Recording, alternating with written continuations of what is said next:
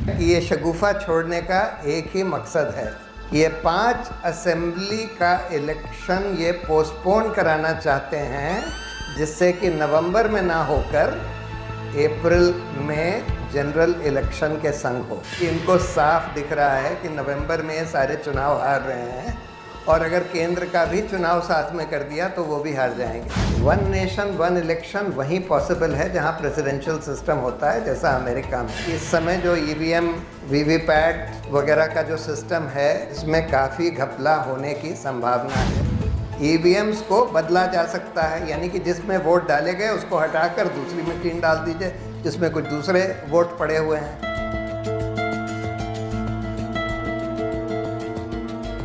देखिए, one nation one election हमारे federal parliamentary system में हो नहीं सकता, क्योंकि अगर इस सिस्टम में तो सरकार गिर सकती है।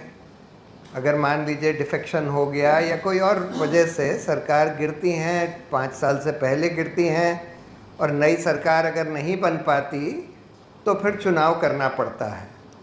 आप मान लीजिए 2 साल में सरकार गिर जाती है और 5 साल का टर्म है, तो आप क्या करेंगे? अगर वन नेशन वन इलेक्शन होगा और हर 5 साल में ही चुनाव होंगे सब जगह के, असेंबली और पार्लियामेंट के, तो 2 साल के बाद जहां सरकार गिर गई वहां आप क्या करेंगे?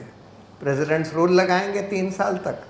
और अगर मान लीजिए केंद्र की सरकार गिर गई 2 साल में, तब क्या करेंगे? अब वहाँ का प्रेसिडेंट्स रूल का क्या मतलब होगा? कौन उस समय राज करेगा? क्या वो केयर टेकर प्राइम मिनिस्टर के थ्रू प्रेसिडेंट्स रूल चलेगा? तो इसलिए वन नेशन वन इलेक्शन वहीं पॉसिबल है जहाँ प्रेसिडेंशियल सिस्टम होता है, जैसा अमेरिका में। और अगर आपको वो प्रेसिडेंशियल फॉर्म करना है तो हमारे संविधान में बहुत सारे अमेंडमेंट्स करने पड़ेंगे जो हमारे बेसिक स्ट्रक्चर को प्रभावित करेंगे, क्योंकि सुप्रीम कोर्ट होल्ड कर चुका है कि पार्लियामेंट्री डेमोक्रेसी और फेडरलिज्म वगैरह हमारे संविधान का बेसिक स्ट्रक्चर है। तो वो तो नहीं हो सकता। कुछ लोग ये कह रहे हैं, क्योंकि इनके पास मेजॉरिटी नहीं है कॉन्स्टिट्यूशन अमेंडमेंट्स करने की, इनके पास आधे स्टेट्स या 2/3 स्टेट्स की भी कंसेंट चाहिए होगी, वो भी नहीं है, तो वो तो नहीं कर पाएंगे। लेकिन फिर ये शगुफा छोड़ा क्यों है? कुछ लोग कह रहे हैं कि अभी जनरल इलेक्शन जो पार्लियामेंट का इलेक्शन है उसको प्रीपोन कर दिया जाएगा, जिससे कि ये 5 राज्यों में जो नवंबर में हो रहे हैं उसके साथ इलेक्शन हो जाए। मेरा मानना है कि वो हरगिज़ नहीं करेंगे, क्योंकि इनको साफ दिख रहा है कि नवंबर में ये सारे चुनाव हार रहे हैं, और अगर केंद्र का भी चुनाव साथ में कर दिया तो वो भी हार जाएंगे। अब क्या कर सकते हैं?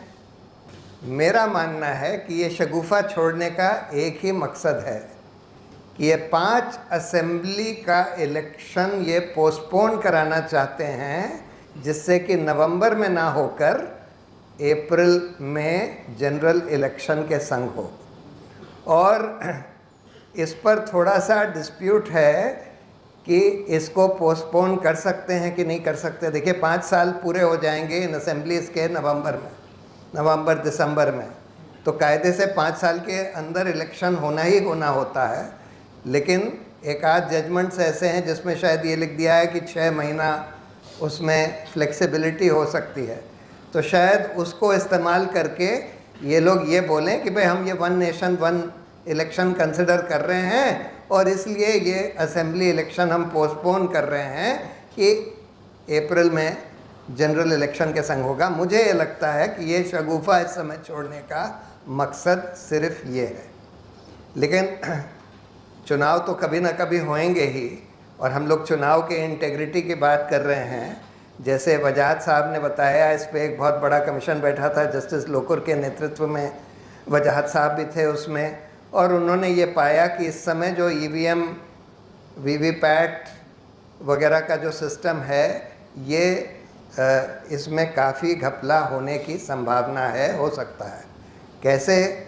देखिए, ये तो अभी पक्का नहीं कहा जा सकता कि ये ईवीएम्स को ये लोग मैनिपुलेट कर सकते हैं कि नहीं, इलेक्ट्रॉनिकली मैनिपुलेट कर सकते हैं कि नहीं, डिजिटली मैनिपुलेट कर सकते हैं कि नहीं। लेकिन एक बात तो बिल्कुल क्लियर है, और ये हो भी चुका है, कि ईवीएम मशीन में पहले से कुछ वोट्स पड़े हों और उसको क्लियर ना किया जाए चुनाव वोटिंग शुरू होने से पहले, तो वो वोट भी उसमें आ जाते हैं। और कई बार ऐसा हुआ है, पाया गया है, जुडिशली रिकॉर्डेड है, इलेक्शन कमीशन ने एक्नॉलेज किया है। दूसरा, आप मशीन को ही बदल दें। और अभी कर्नाटक में भी जो चुनाव हुए, वहाँ तो खैर कांग्रेस वाले सतर्क थे, तो बहुत सारी मशीन्स जो बीजेपी की गाड़ियों में ट्रांसपोर्ट करी जा रही थी चुनाव के ठीक बाद, उनको पकड़ लिया गया। लेकिन अगर पकड़ा ना जाए, अगर ऑपोजिशन बहुत सतर्क ना हो, तो फिर ईवीएम्स को बदला जा सकता है, यानी कि जिसमें वोट डाले गए उसको हटाकर दूसरी मशीन डाल दीजिए जिसमें कुछ दूसरे वोट पड़े हुए हैं। तो ये दोनों चीज़ें तो हो ही सकती हैं, और इसीलिए सुप्रीम कोर्ट ने बोला था कि वीवीपैट मशीन हर ईवीएम के संग होनी चाहिए जिसमें कागज़ का पर्चा निकलता है। और उसका मकसद एक ही था कि ये कागज़ का पर्चा काउंट किया जाए, क्योंकि उसमें सिस्टम ये है कि आप देख सकते हैं कि आपके वोट किस सिंबल पर गए। लेकिन उसमें भी इस कमीशन ने प्रॉब्लम बताई है कि अगर मान लीजिए आपने देखा कि हमने वोट तो दिया कांग्रेस को, लेकिन स्लिप जा रही है बीजेपी को, अब आप क्या करेंगे? आप ऑब्जेक्शन दर्ज करेंगे, उसकी फिर सुनवाई होगी, बाद में होगी। तो इन लोगों ने सजेस्ट किया, बिल्कुल सही सजेशन है, कि उसको वो स्लिप दिखाई जाए कि भाई किसके नाम की आपने कांग्रेस को वोट दिया, तो कांग्रेस की स्लिप अगर जब आ जाए तब वो उसका दूसरा बटन दबाए वीवीपैट का, और तब स्लिप नीचे गिरे, जिससे कि वो उसी समय देख सके कि भाई ठीक जगह उसकी वोट गई है कि नहीं गई। और वीवीपैट की स्लिप्स की काउंटिंग होनी चाहिए। इलेक्शन कमीशन ये कहता है कि नहीं, उसकी काउंटिंग करने में 1-2 दिन रिजल्ट डिले हो जाएगा। अरे आप वैसे भी जब चुनाव करते हैं उसके 1 महीने बाद काउंटिंग करते हैं, तो अगर 1-2 दिन और डिले हो जाएगा तो उससे क्या फ़र्क पड़ेगा। अभी जो चुनाव हुए 5 या 7 राउंड्स में, एक असेंबली का 5-5 राउंड में करते हैं, पूरी कंट्री का तो बहुत सारे राउंड्स में करते हैं, तो चुनाव शुरू होने से लेके ख़त्म होने तक 1 महीना लगता है। तो आपको अगर काउंटिंग वीवीपैट स्लिप्स की काउंटिंग में 1-2 दिन और भी लगेंगे तो क्या गजब हो जाएगा। तो ये बिल्कुल बोगस एक्सप्लेनेशन है। अभी ये लोग करते क्या हैं कि सिर्फ 1% सैंपल काउंटिंग करते हैं, और उसमें अगर कोई प्रॉब्लम है तो सिर्फ उसी बूथ में रिकाउंटिंग फिर से वोटिंग कराते हैं। ये नहीं देखते कि अगर उसमें प्रॉब्लम है तो दूसरों में भी प्रॉब्लम हो सकती है, तो फिर पूरा इलेक्शन काउंटर माउंट होना चाहिए। और मान लीजिए 1% जो सैंपल सेलेक्ट किया है उसमें प्रॉब्लम नहीं है, दूसरों में प्रॉब्लम है, तो क्या प्रॉब्लम है सारी वीवीपैट स्लिप्स काउंट करने में। लेकिन एक और प्रॉब्लम है इसका केस हम लोगों ने सुप्रीम कोर्ट में फाइल किया हुआ है कि भाई इनको डायरेक्शन दीजिए कि वीवीपैट की सारी स्लिप्स काउंट करें। वो अभी लंबित है, सुप्रीम कोर्ट ने उसमें नोटिस इशू किया है, लेकिन उसके आगे अभी कुछ नहीं किया है।